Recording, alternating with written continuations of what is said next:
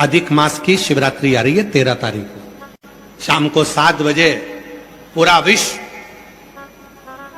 TV के सामने आस्था channel पर या मोबाइल पर, हमारे यूट्यूब आदि पर आप चलाकर बैठिए। 1 घंटे की पूजन है, 7 बजे से 8 बजे तक शाम को। अधिक मास की शिवरात्रि 3 साल में एक बार अधिक मास आता है। उसकी शिवरात्रि जो आती है 24 शिवरात्रियों का क्रम में आनंद के साथ जब 12 शिवरात्रियों का हर मासिक शिवरात्रि होती है, उसमें एक शिवरात्रि अधिक मास की भी हम लोग जो लेते हैं, उस शिवरात्रि की पूजन पार्थिव शिवलिंग बनाकर जब 7 बजे आप और हम करेंगे, उसका क्या फल मिलेगा ये तो भोलेनाथ ही मालूम है और शिव जी ही है। गांव की जितनी भी माताएं थीं,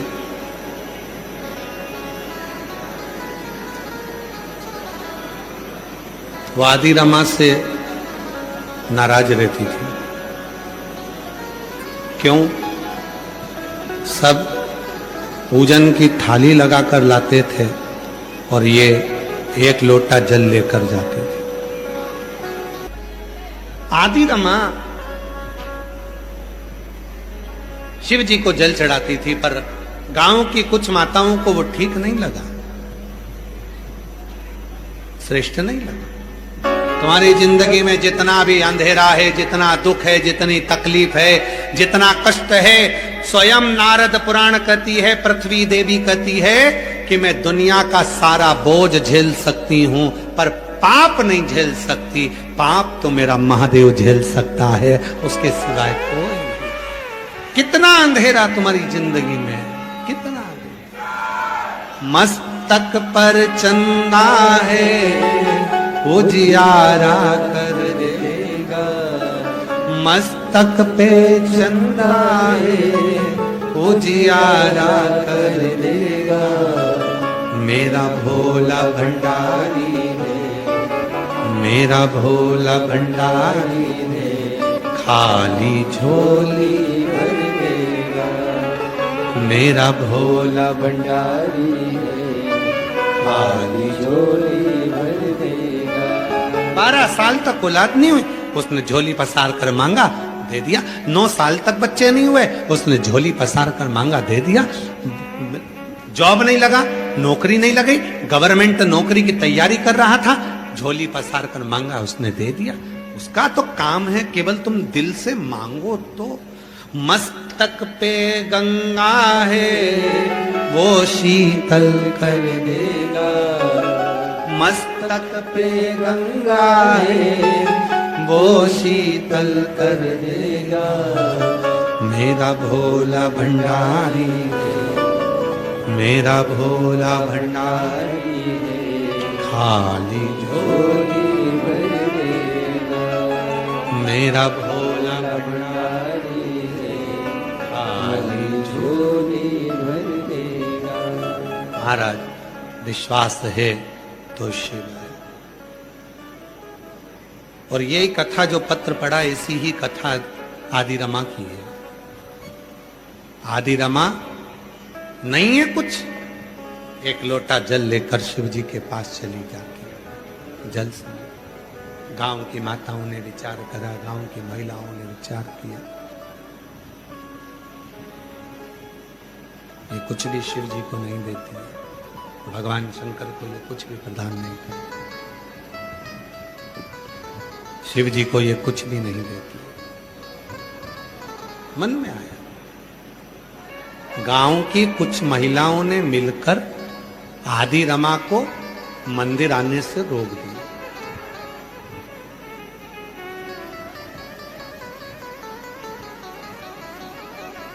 आदि रमा हाथ जोड़कर कहती है, मैं बिना मंदिर जाए रह नहीं सकती,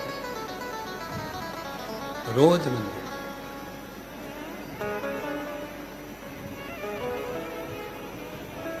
गांव की माताओं ने विचार करा कि आदि रमा को गांव में भी नहीं रहने देना, तो गांव के लोगों से बात कर कर आदि रमा को गांव से बाहर निकाल दिया। आदि रमा ने विचार करा कि मैं जाऊं कहां,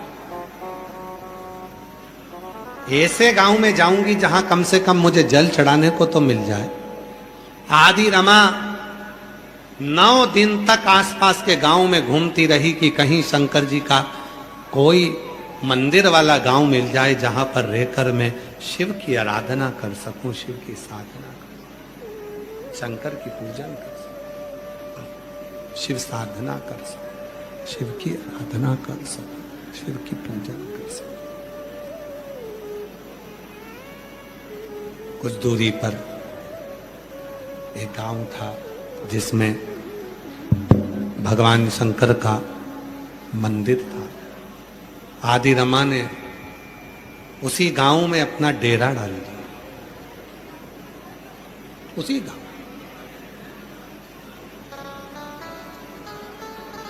समय आया, मंदिर जाने लगी, वहां पर भी कुछ नहीं, केवल एक लोटा जल।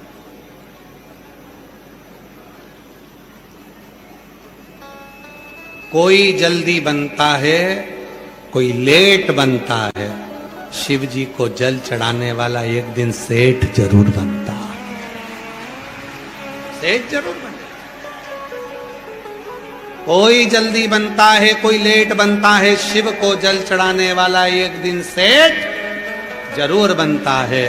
शंकर को जल चढ़ाने वाला कभी अपनी जिंदगी में कंगाल नहीं हो सकता, कभी कभी।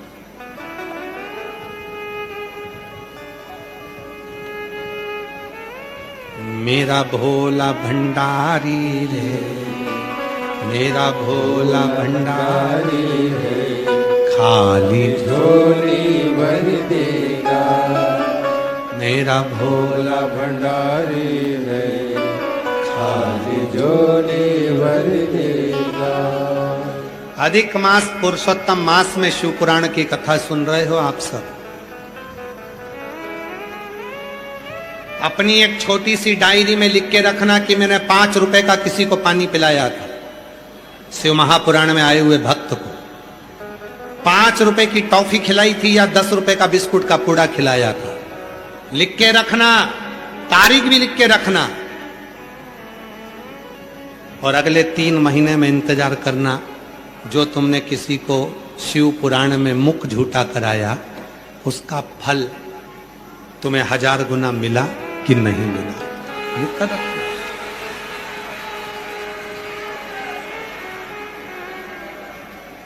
ये लाखों लाखों भक्त, ये लाखों लाखों भक्त ऐसे नहीं पहुंच जाते। माननीय दया शंकर जी के छोटे भाई श्री धर्मेंद्र सिंह जी कल बता रहे थे, आज सुबह जब प्रारंभ में हम कथा में आए तब बता रहे थे कि शिव भक्तों का सैलाब आया है। धर्मेंद्र सिंह जी बता रहे, कहाँ बैठे धर्मेंद्र सिंह जी? आए आप बैठे हुए। आप बता रहे थे कि शिव भक्तों का सैलाब आया है और बता रहे थे हमने गुरुजी कोई निमंत्रण या कोई पत्रिका या कोई पर्चे या कोई पंपलेट किसी गांव में नहीं लगवाया, तो भी इतने लाखों लोग आ गए। महाराज, मैं धर्मेंद्र सिंह भैया जी को कहूंगा, भाई जी अगर वो देता नहीं तो यहां कोई आता नहीं। वो देता है 3 महीने में, इसलिए लोग पंडाल में बैठकर कथा को सुनने के लिए। सबको मालूम है कि जाएंगे, कथा सुनेंगे, बैठेंगे पंडाल में, बाबा की कथा का रसतत्व ग्रहण करेंगे, टीवी के सामने बैठकर मोबाइल पर शिव महापुराण की कथा को सुनेंगे। और अगर दिल से सुनी है, दिल से, सोफे पर सुन रहे हो, टीवी पर सुन रहे हो, मोबाइल पर सुन रहे हो, उसका भी एक नियम है। अगर आप कथा पंडाल में बैठकर सुन रहे हो तो आरती होने के बाद वहां की भूमि को नमन कर कर रज को लगाते हो, प्रणाम करते हो। और अगर अपने घर पर टीवी पर बैठकर कथा सुन रहे हो, अपनी दुकान पर मोबाइल पर कथा सुन रहे हो, जैसे ही कथा विराम हो 4 बजे, चाहे आरती का दर्शन हो चाहे ना हो, 4 बजते से ही आप अपनी दुकान पर ही, अपने मकान पर ही थोड़ी सी देर खड़े होकर वहां की भूमि की रज को अपने मस्तक पर लगाकर प्रणाम कर कर कहो, आज हमने कथा को सुन लिया। श्री शिवाय नमस्तुभ्यम। मेरा बाबा आपकी भी मनोकामना 3 महीने में पूर्ण जरूर करे। हृदय से उसको स्वीकार था। आदि रमा दूसरे गांव में पहुंच गई जहां शिव का मंदिर था, शंकर जी को जल चढ़ाती, कुछ नहीं। समय आया, पूरे आसपास के क्षेत्र में अकाल पड़ गया, सब भूखे मरने लगे, सब त्राही त्राही होने लगी, हाहाकार मच गया, सारी दूर हाहाकार मच गया। भोजन नहीं है, अन्न नहीं है, पानी नहीं है, त्राही त्राही मच गई।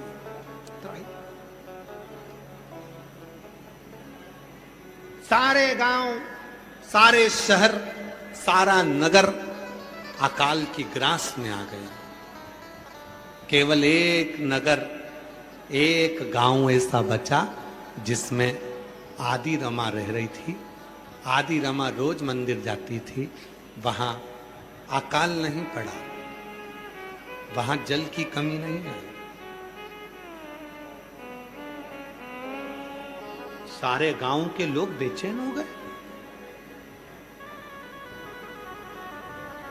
एक संत जिन गांव में अकाल पड़ा था उसी गांव में पहुंच गए।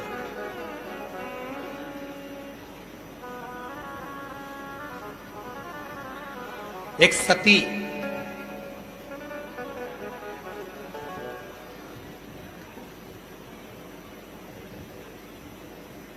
एक संत,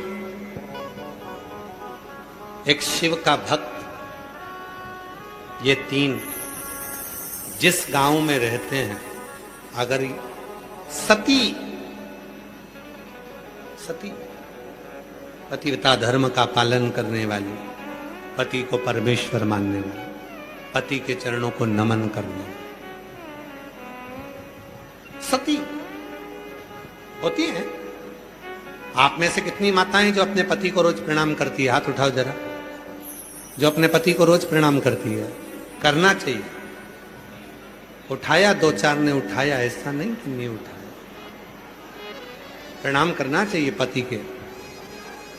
अच्छा, जाने दो, तुम पति को नहीं करती हो तो आप में से कोई ऐसी माता भी होंगी, तुम नहीं करती होगी तो वो कर लेता हो। प्रणाम तो कर।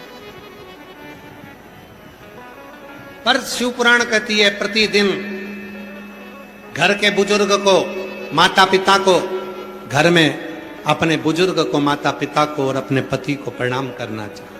नमन करो रोज। एक सती, एक संत और एक शिव का भक्त जिस नगर में, जिस गांव में रहता है, उस नगर में, उस गांव में कभी अकाल नहीं पड़ता है। ये शास्त्र की रीति है, वहां अकाल नहीं पड़ेगा। शिव का कोई भक्त है, शंकर का कोई भक्त है, शिव का कोई उपासक है, शंकर की साधना करने वाला है, कोई शिव की आराधना करने वाला है, तो उस गांव में, उस नगर में, पर दिखावे वाला नहीं।